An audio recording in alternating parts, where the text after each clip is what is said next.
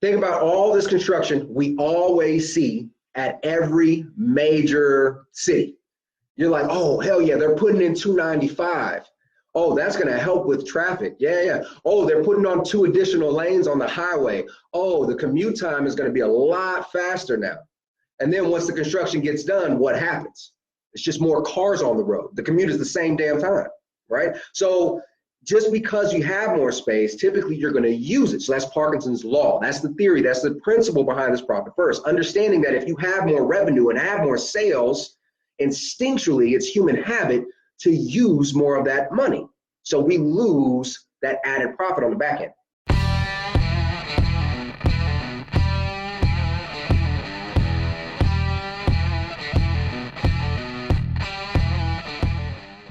Hey, so check it out, guys. I am a huge advocate for Profit First by Mike Michalowicz. I've been working on his name because I messed it up during one of the talks.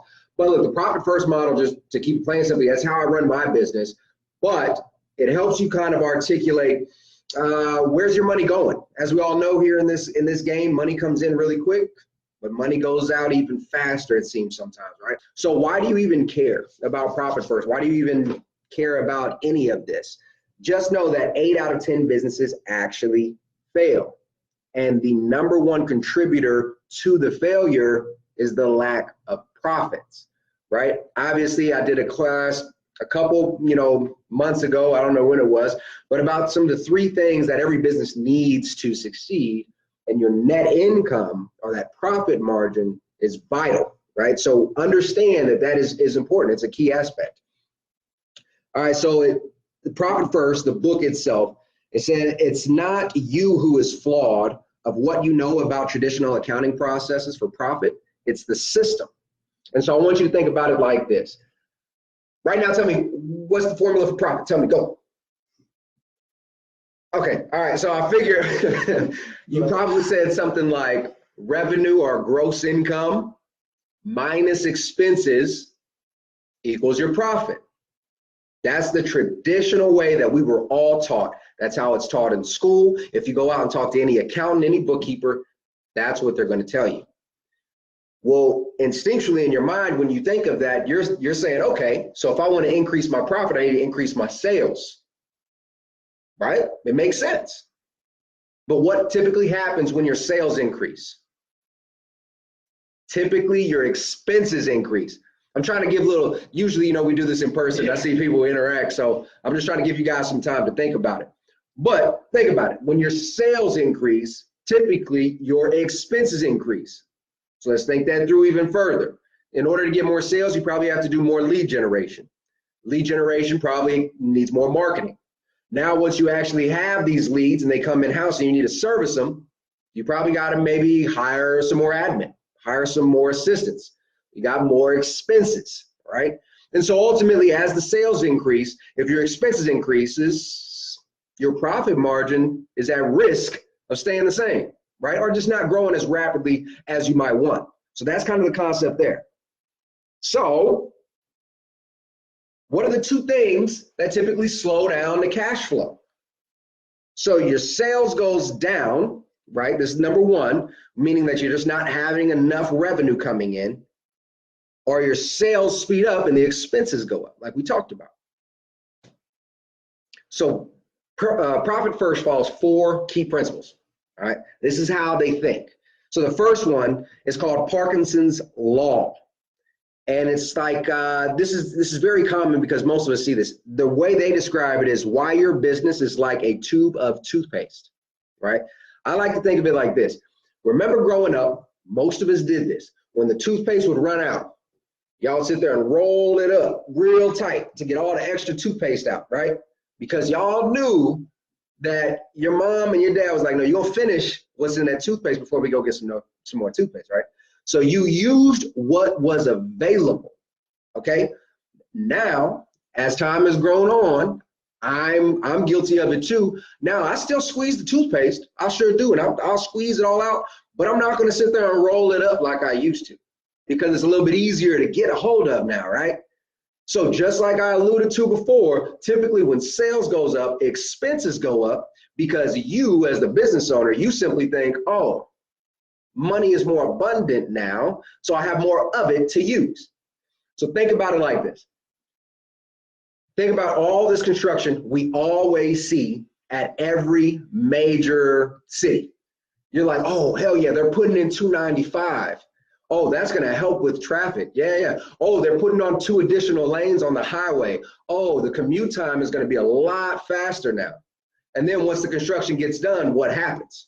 It's just more cars on the road. The commute is the same damn time, right? So just because you have more space, typically you're going to use it. So that's Parkinson's law. That's the theory. That's the principle behind this profit first. Understanding that if you have more revenue and have more sales, instinctually, it's human habit to use more of that money. So we lose that added profit on the back end, okay? The next is the primacy effect. We act on what we hear first. So let's go back to that formula. The school teaches us what? Sales or revenue minus expenses equals profit. That's what they teach us. So we hear sales. We focus on sales. How many of you are guilty of saying, damn, I need to make more money this year. How do I get more sales? I'm pretty sure 99%, right? I do it too, but just understand that it's not just sales. We can find a lot of efficiencies in managing our expenses to increase our money. Amen. I got an amen. There we go. All right, so the next one is remove temptation. And so the principle behind this is if you guys take out the profit first, it's gone. It's gone, baby. You're not tempted to spend it anymore, okay? You remove the temptation. It's by essentially that whole concept that everybody's heard of with financial responsibility is pay yourself first, right? Once that's paid and locked away and you've secured it up and you know you can't touch that, you're now focused on what's available, all right? And then the last one is enforce a rhythm. Now, this one's a little bit difficult, but think about it.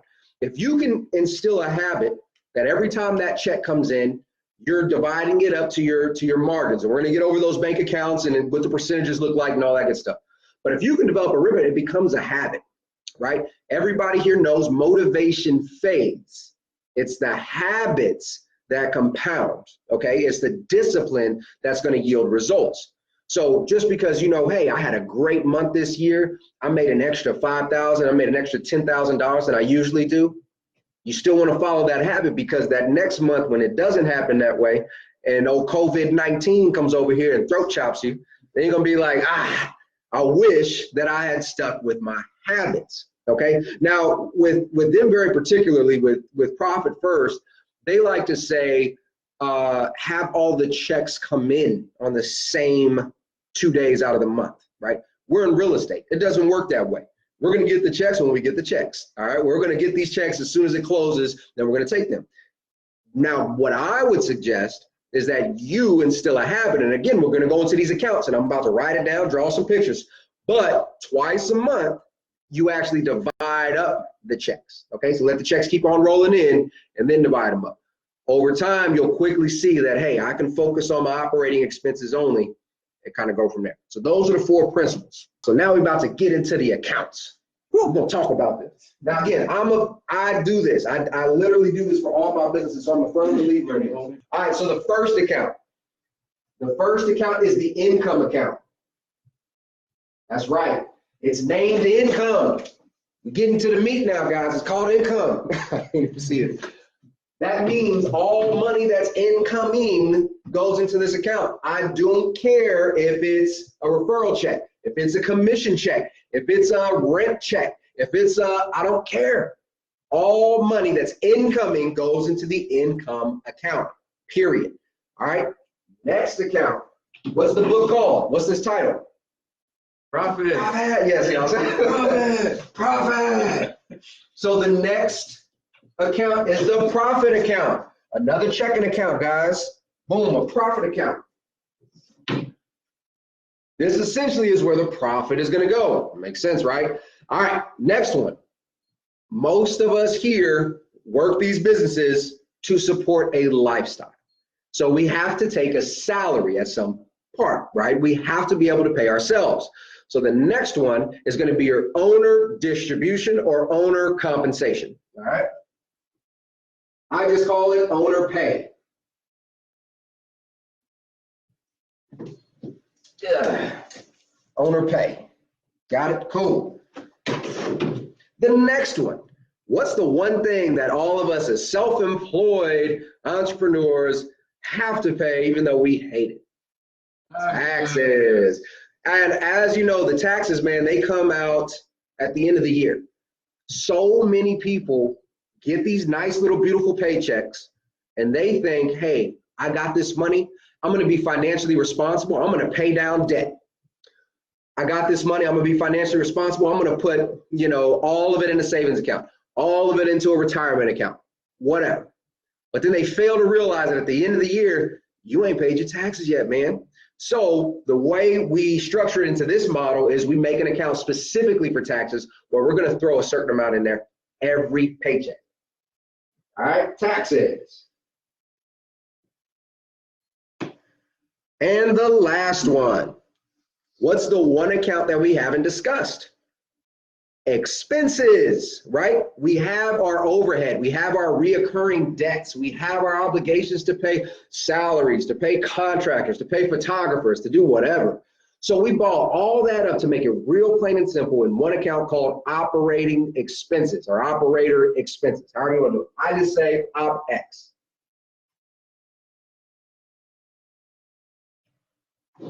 Boom. It's beautiful, right? Just OpEx. Now, the best part about this is you guys, everybody here can literally go into their bank statements or their online platform and you can nickname your accounts. You really can. It takes you 2 seconds to open up an account. They're all free. So all you have to do is just say, hey, I just want to open up another checkings. Hey, I want to open up another savings. Nickname the account and it's done. It's done. All right. Now, the way that this money kind of flows into it, just so you're aware, they're pretty much in order. So, I'm writing it. I'm posting there too. Okay, cool. Just so y'all can see. So, as money comes into here, all money goes into income. From income, you then make the distributions to each one of these accounts.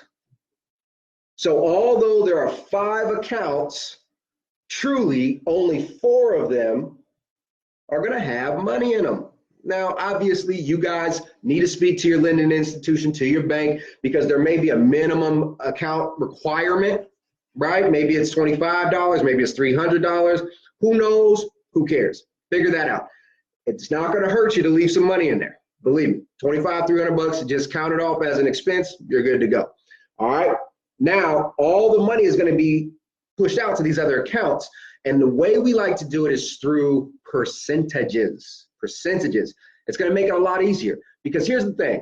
If you try to say $500 out of every check needs to go towards my owner pay or needs to go towards my profit, that gets really hard when one check's $10,000, the other check's $300, wasn't even enough to pay you the $500 in the first place, right? And if we think about it conceptually, it's taxes, right? It's taxes that are always computed at a percentage anyway. Does that make sense? So think about it. As you scale in your tax bracket, and if you guys, for quick pause, if you guys don't know your tax bracket and you don't know how the tax bracket system works, I highly encourage you to take some time to study it because you as a business owner, it is imperative that you understand how taxes work for your business, for your livelihood. Understand that because as you have multiple incomes and everything else, it changes. Anyway, now tax brackets, back to the little topic here, sorry for the little rant, they're based on percentages. What we like to say here is we like to take 30% of all of our income and put aside for taxes.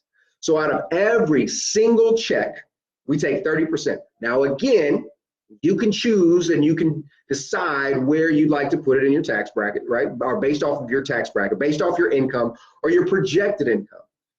But I like to always shoot for the moon and be over prepared because we can always make more money, right? We can always make more money. We need to make sure that all the other bases are covered. So if we know immediately that this is 30%, that means we got 70% left of all this income that we get to divide up amongst the four of them. And where do we start first? It's a trick question, but you already know it's profit. It's profit. Now, the reason we like to go with profit first, because I'll tell you what, if we do profit, right, and then we do owner pay, we already have taxes in there. What's left? It's OPEX, it's operating expenses. Now, a lot of you will say, well, no, I got the bills first. True, but if you go ahead and take care of these first, and if you're short here, if you're short for whatever reason, then you know you can make more money, right? Or it forces you to be a little bit more creative about your expenses down there in the first place. So this is why we do it. This is why we focus on the profit and the owner pays first. Now, however you want to structure this is completely up to you. It's completely up to you. I go for something like a 20, 20, 30.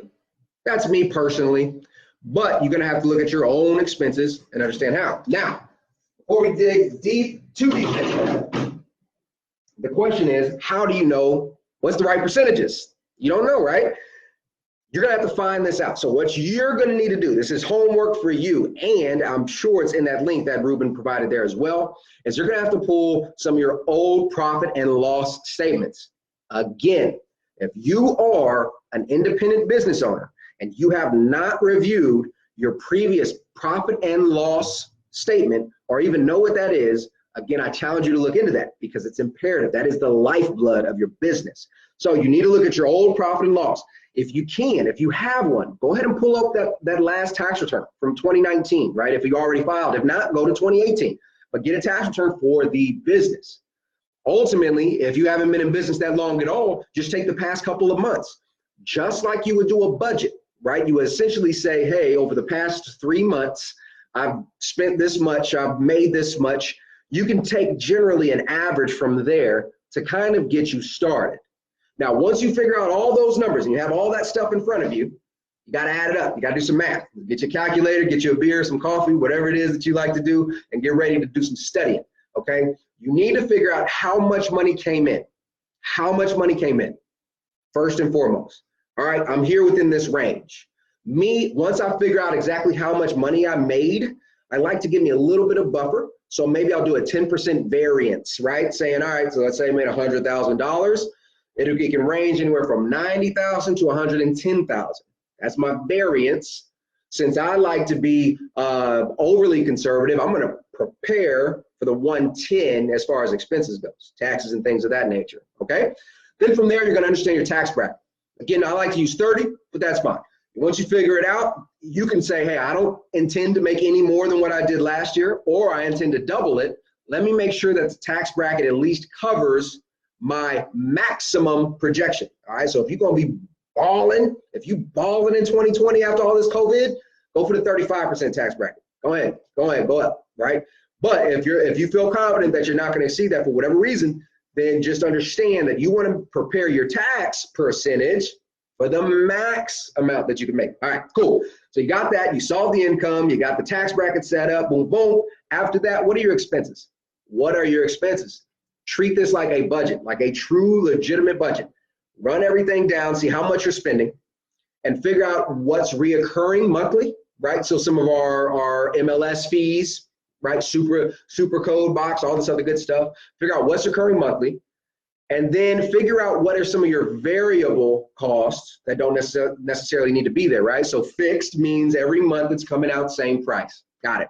Variable means every month it could come out, but it may fluctuate 10, 15, 20, $500, depending on what it is. Once you guys identify that, you can have a real talk with yourself and say, are the expenses even needed?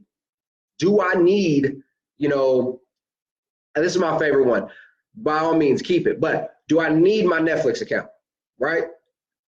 Nah, people say, Netflix doesn't hurt me, whatever. That's fine, that's irrelevant, but my point is that's $10 a month that's going out.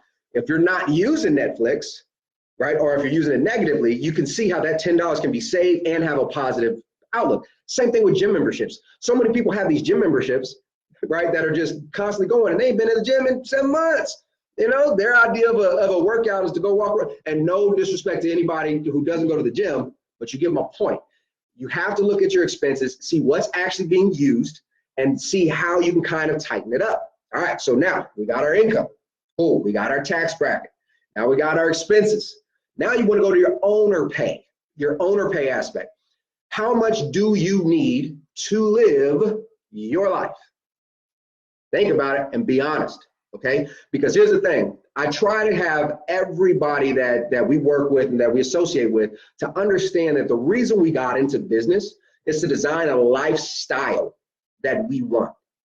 Nobody got into business for themselves for another job.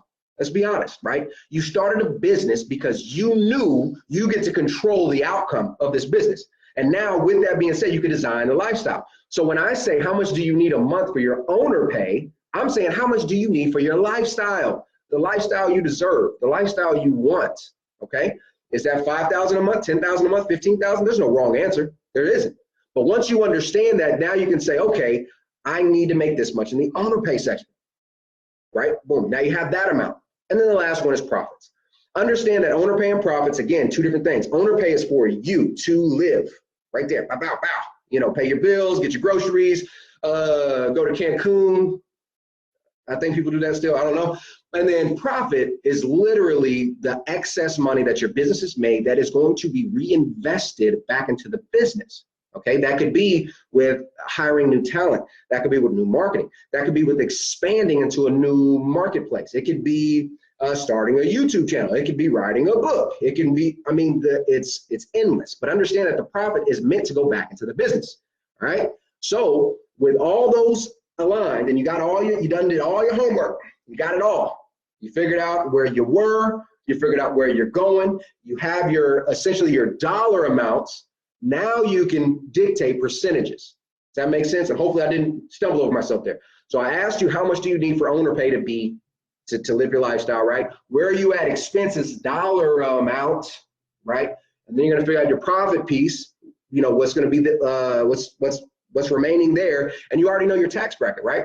So let's rewind it all and put it all together. Again, let's use the example of $100,000.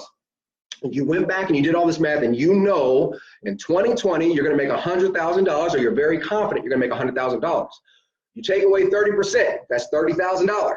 You look at your expenses. If expenses were $35,000, that's 35%. See what I'm saying? Owner pay, you know you need another $50,000, that's 50%. Now, obviously those numbers don't make sense, but you get my point.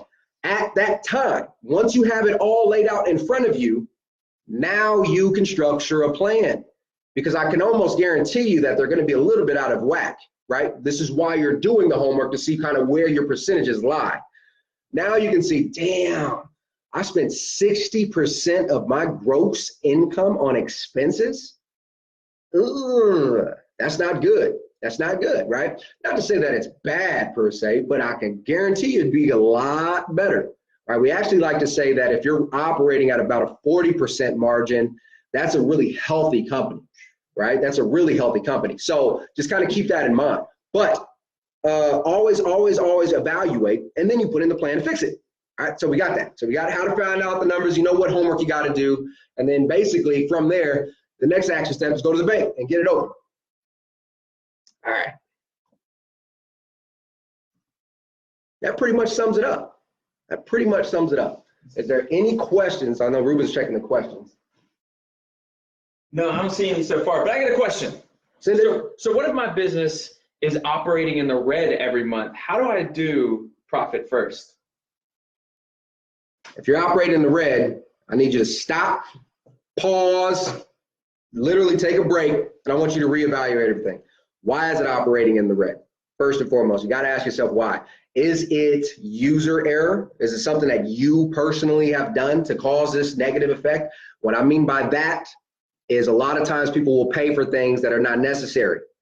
Zillow leads, Realtor.com leads, whatever, that may not necessarily be generating revenue. If you are in that situation, you need to stop and realize that you must lead your business with revenue and profits. You have to lead with revenue. That is a principle of business, okay? So if you're operating in the red, I want you to step back and I want you to lead with the revenue. So figure out how much money is actually coming in. How much money is coming in? Then you can subtract your profits. How much do you need to be in the green to be successful in your term, right? So let's just say you're making $1,000 a month and you need $100 a month in profits to be considered successful. There you go. That's your 10%. From there, from that point, you know that you have $900 remaining. Now figure out how the hell you're going to reduce your expenses to less than $900. Period. Actually, I'll take that back because you still got taxes. You still got taxes. You got to take that out. Then figure out what's remaining. And you have to think with that mindset. If you're not thinking with revenue leading your business, that is probably the #1 mistake for most small business owners is they sit there and say, oh, I got money. I just got this brand new loan. I got this. And they think it's going to be there forever. It's not the case. Figure out what you have coming in, what you have to work with, and then you get creative and you figure it out. You be that how-to entrepreneur that you set out to be, and you figure out the solution to your issue. Next question. Another question. This one comes from Paul. What's up, Paul? All right, does this approach change based on business structure? For example, as an S Corp with employees, the corporation doesn't pay taxes. Well, they don't pay taxes on the employees' percentage, but understand that you still have to report and file your taxes 4 times a year. So the company itself is still paying some form of taxes. You are still filing for taxes. You need to figure out what your tax bracket is, and the concept is still the same. The concept is exactly the same. So this model works great for small businesses. At a certain point in time, if you grow to the point where you're large enough to support an in-house accounting team, you won't even need this anymore, right? But for those who are still grassroots, those who have maybe 5 employees, 10 employees, are independent contractors who like to contract out a lot of their business, right? So we have 1099s for everything, photography, staging, so forth and so on. It's still grassroots enough that it makes enough sense for us to use this model and stay sane, right? Have a very clear picture of how to move ahead without having to take 8 classes on QuickBooks and all this other thing. So, but if you already have a bookkeeper, if you already have a CPA and things of that nature, this model may not be necessary for you. It may not. But for everybody else who start, I have a CPA and a bookkeeper, and I still do this because it allows me to really control my income and my cash flow by maintaining my profit first and really reducing my expenses. Next question. All right, so this question comes from Ant. What's up, Ant? All right, so you probably said this, but how much profit is too much or too little to take home? I know you said lifestyle dependent. Yeah, so profits, I would never say there isn't too much. Now, this is my personal opinion, by the way. This is just completely my personal opinion. To me, I would say that there is no such thing as too much profit. I want all the profit in the world. But then you have to be kind of realistic, right?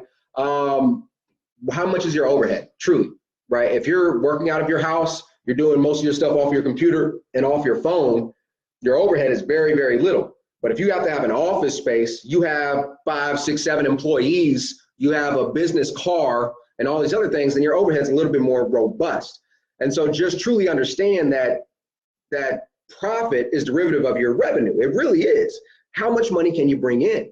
So if you're making, too little, I would say, now let's look at percentages. Now we can get into the percentage realm.